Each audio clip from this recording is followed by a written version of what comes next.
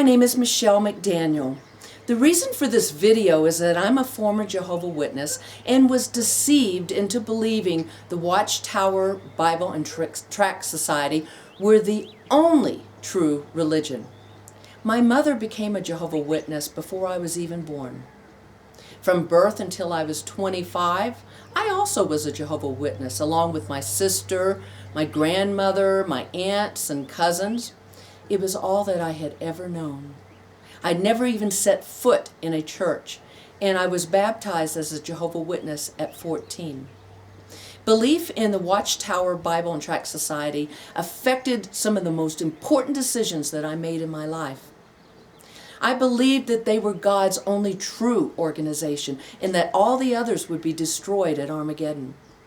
They don't refer to themselves as a church, but instead refer to themselves as a congregation because they don't want to be connected with churches.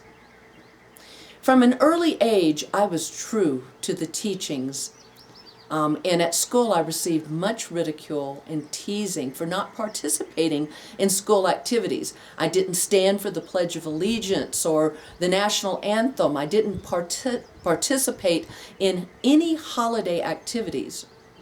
Instead of participating in after-school activities, I would spend my time in door-to-door witnessing, preparing talks for presentation at the Kingdom Hall, in book study, and so forth. Notice I say book study because they always use their books and not just the Bible. We will go over this in later videocast. My experience after leaving the Watchtower Bible and Tract Society was that not all Jehovah's Witnesses take their beliefs as seriously as my family did. Just as Christians are at different levels of their beliefs and their walk, so are Jehovah's Witnesses. Many years before 1975, witnesses were predicting that Armageddon was going to take place in 1975. In the 1966 book, Life Everlasting in the Freedom of the Sons of God, that is, they referred to Armageddon as happening in 1975. Also, the 1966 edition of the Watchtower and the Awake, and also the 1968 edition of the Watchtower. These are just a few examples of the misinformation that was being spread by the organization at that time. And why is this important? Because it caused witnesses, including myself, to make major decisions based on misinformation. In 1973, when I was 15 years old, I was in a hurry to get married. I wasn't the only one. I had a lot of friends and acquaintances in the organization that were getting married before that impending date of 1975. You see, the witnesses taught that many of us would go through Armageddon, and but we may die for our beliefs during Armageddon, and we would be resurrected unto a paradise earth. But no resurrected person would be able to marry nor have children. And that was important to me. So I made up my mind I needed to get married and I needed to start having children before 1975. I had known my future husband since I was 13. We'd become friends, and when I was 15 we started dating. A few months later he asked me to marry him, and I thought, why not? But it was 2 years later that I finally got pregnant, and guess what year it was? That's right, 1975. And guess what else? Armageddon did not happen in 1975. I gave birth to my eldest son in 76 and another one in 79.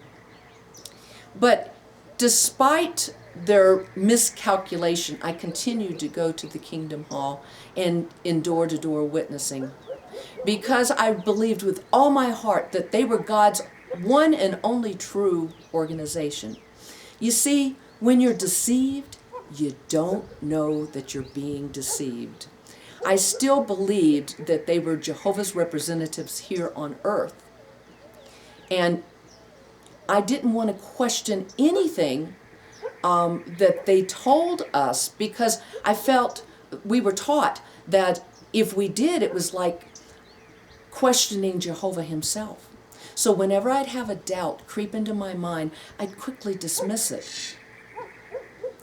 Now I find this kind of odd, because the Bible makes it very clear in Acts 17:11 for us to check the scriptures out, to find out if these things that we're being taught are the truth. It says there in Acts 17:11, these were more fair-minded than those in Thessalonica, in that they received the word with all readiness and searched the scriptures daily to find out whether these things were so.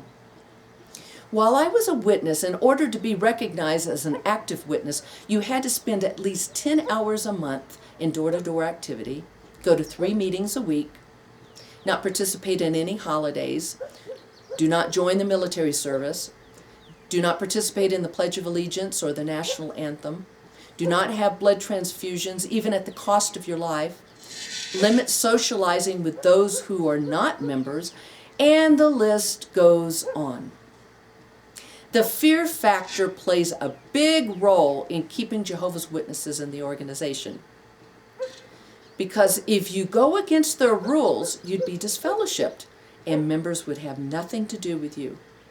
One way of keeping members is the fear of isolation from family and friends.